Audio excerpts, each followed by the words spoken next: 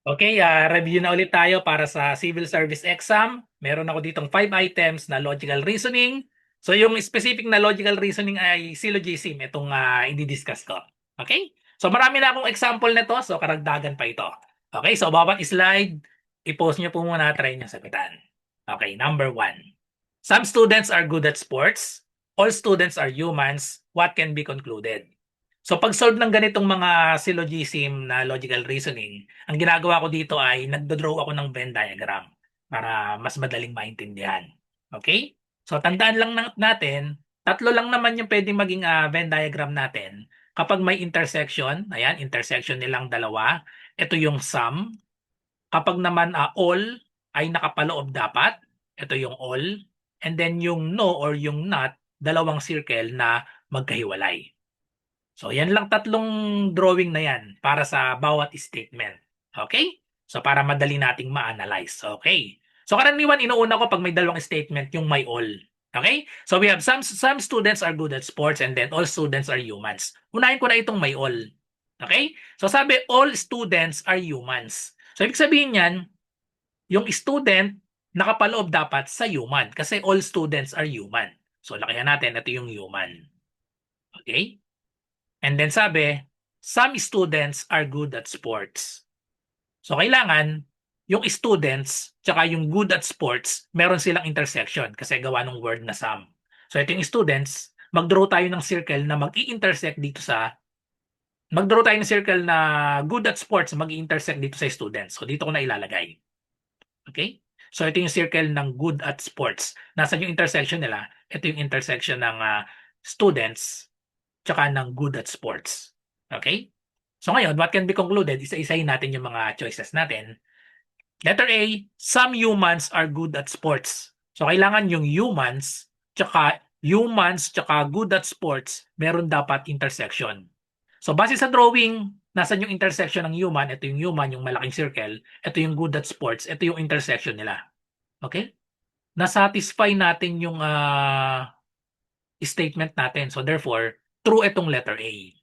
Okay? Kasi merong mga humans, ito na ngayon, itong shaded part na ito, na good at sports din. Base dito sa dalawang statements natin. So patunayan na lang natin na mali itong BCD. All humans are good at sports. Mali ito kasi sabi na nga some. Ito yung drawing ng some. Kapag sinabing all kasi, all humans, dapat yung good at sports, nakapaloob dapat. Ganito dapat yung good at sports. Kaso base sa drawing natin, ito lang siya. So mali itong letter B. Okay? Some students are not humans. Pag sinabi nating some students are not humans, kailangan ito yung students, ito yung humans. So base sa drawing natin, some students are humans dapat. Kasi ito yung humans or some humans are students. Yun yung pwedeng maging true. So mali ang letter C. And then all students are good at sports, mali din ito. Kasi nga, ang sabi, ito lang na contradict na niya itong statement number 1, some students are good at sports. Some lang. And then sinabi dito, all students. So mali na rin yung letter D. Kasi some lang, ito lang yung students na good at sports. Some lang dapat. Okay? Number 2, so all cars are vehicles. Some vehicles are red. What can be concluded? Okay. So drawing natin. So magsimula ulit ako dito sa all. All cars are vehicles. So dito ko ilalagay yung cars. Ipapaloob ko siya sa vehicles. Ito yung vehicles. And then some vehicles are red. Kailangan mag-draw tayo ng circle na mag-i-intersect dito sa vehicles. May tatlong case nga pala dito para i-drawing. So ito yung uunahin kong case. Ito yung case 1. May intersection sila. May intersection yung vehicle dito sa red. Ito yung intersection nila. And then case 2, magkakaroon tayo ng intersection. Ito yung red. Ito yung red. May intersection siya dito sa vehicles. Tapos may intersection din siya sa car. Okay? So ito yung case 2. And then yung case 3, may case 3 pa tayo. Ito yung cars. Ito yung vehicles.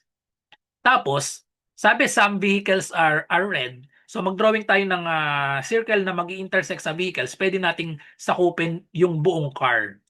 Okay? So ito yung red. So yan yung tatlong case para i-drawing natin yung second statement natin na some vehicles are red. Okay? So para maging true yung statement, kailangan masatisfy lahat ng tatlong drawing natin. Ito yung case 1, ito yung case 2, and then ito yung case 3. Okay? So kailangan maging true sila lahat dyan sa tatlo. So pag hindi tayo sigurado, edi false yun. So some cars are red. Yung some cars are red, dito lang siya magiging true sa case 2. Mali siya sa case 1 tsaka sa case 3. So therefore, mali ito. Kailangan true sa lahat. And then all cars are red, magiging true lang ang all cars are red. Dito siya magiging true. Dito sa case 3. Ayun, kasi nakapaloob siya. All cars are red, nakapaloob siya dito sa red. So, mali pa rin kasi kailangan true sa lahat. And then no cars are red.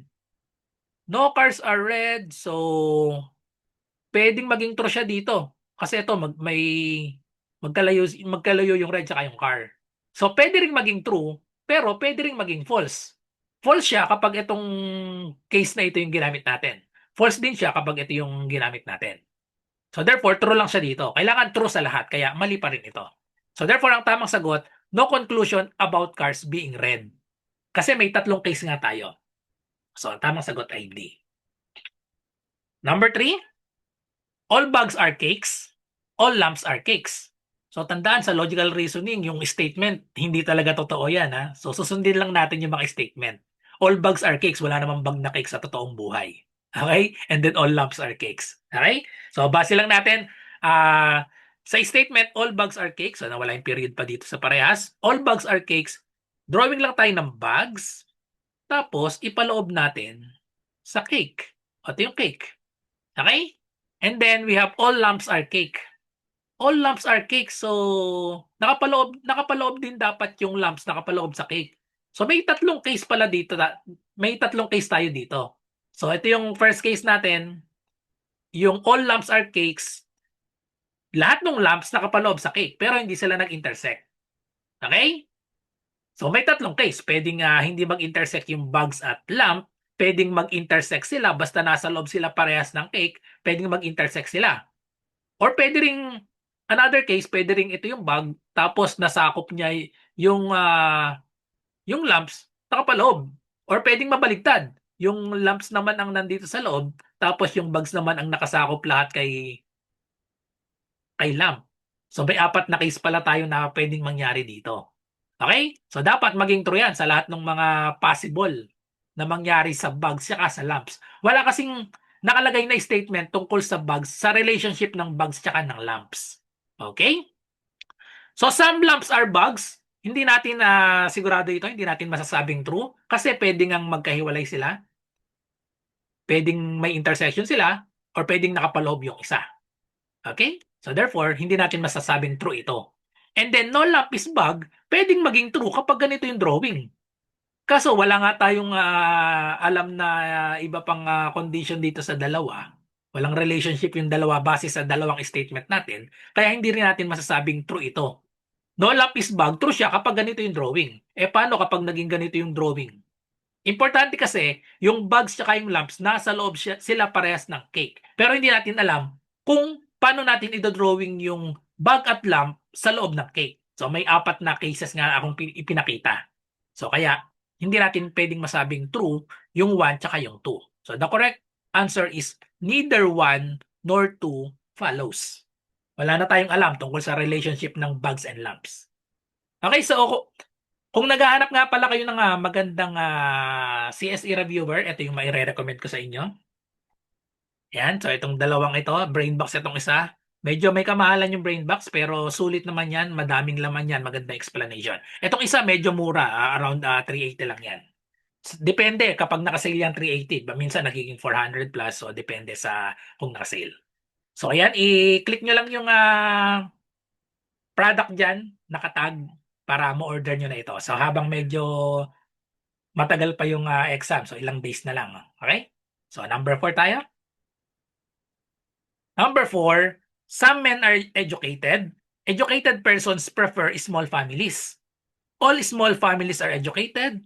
2, some men prefer small families. So alin dito sa dalawang statement or conclusion ang pwedeng maging true. Okay, so i-drawing natin. Inuhuli ko lagi yung may some eh. So sabi dito, educated persons prefer small families.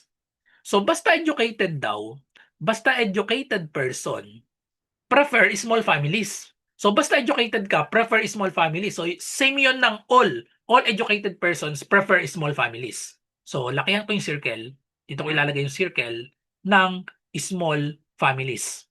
So basta educated person prefer small families. So okay? And then next, we have some men are educated. Some men are educated. Mag-drawing tayo ng circle na mag-i-intersect dito sa educated person. So, drawing natin. So, dito natin ilagay yung some men. Ito yung some men are educated person. Ito yung intersection nila. Okay? So, ito lang yung possible na drawing natin. Ito lang, wala nang iba. Kasi kahit saan natin ilagay yung circle na ito, basta mag-intersect dito, pwede natin dito ilagay. O, same pa rin yun. May intersection pa rin. Okay? So, isang case lang ito. So, madali kapag yung drawing, isang case lang. Malinaw yung mga conclusion. Makita agad natin. So, all families are educated. All small families are educated. So, true ba ito? All small families are educated. False siya. Kasi yung small families, ito yan, ito lang yung mga educated na small families. Meron pang mga small families na hindi educated, kagaya nitong nandito. Kagaya nung nandito, nasa labas. Nasa labas nitong educated. So therefore, hindi natin masasabing true itong all small families are educated. False ito. May counter example kasi tayo. Dito natin, ito yung example ng small families na hindi educated. Nasa labas ng educated. Okay? And then next, some men prefer small families. So some men, ito yung some men prefer small families. Ito yun. Ayun. Some men prefer small families. Whether educated man siya or hindi, basta yung some men, may intersection tayo ng prefer small families. So true itong number 2. So therefore, letter B ang tamang sagot, only 2 follows. Okay? Last number 5. All water is divine, all temples are divine. O parang may kapares ito nung number 3. Parehas kasing all. All water is divine and then all temples are divine. So ibig sabihin yung divine, malaki yung divine, nasa loob niya si water tsaka si temple. Kaso hindi wala tayong alam sa relationship ni water at si temple. Basta si water at si temple nasa loob siya netong divine. Pwedeng magkahiwalay sila, pwedeng nag-intersect sila. Ito yung water, ito yung temples. Pwedeng magkahiwalay, pwedeng nag-intersect. Okay? So all water is temple. So all water is temple daw. Hindi natin masabing true ito kasi wala ngang nabanggit na relationship. Pag sinabing all water is temple, kailangan all water ay nasa loob ni temple. Na pwede ngang maging true, pwedeng maging false. Ito yung false. Hindi sila magkahiwalay sila. So therefore, mali yan. Hindi natin pwedeng sabihin. So ganun din yung kabaligtaran, all temples are water. Mali din ito. Pwede lang siyang maging true kapag yung temple ay nasa loob ng water. True siya kapag ganito. Paano kapag itong drawing na ito magkahiwalay? Di false siya. So therefore, number 1 ay mali, number 2 ay mali. So the correct answer is neither. Letter D, neither 1 nor 2 follows. Okay, that's it. Thank you for watching. I hope may natutunan kayo sa 5 items na pinresent ko sa inyo. Kung meron kayong math question or logic na question, i-comment nyo lang sa video na ito or i-PM nyo ako sa aking messenger, RJ Enseñado. So good luck sa lahat na nagre-review. Bye-bye and God bless.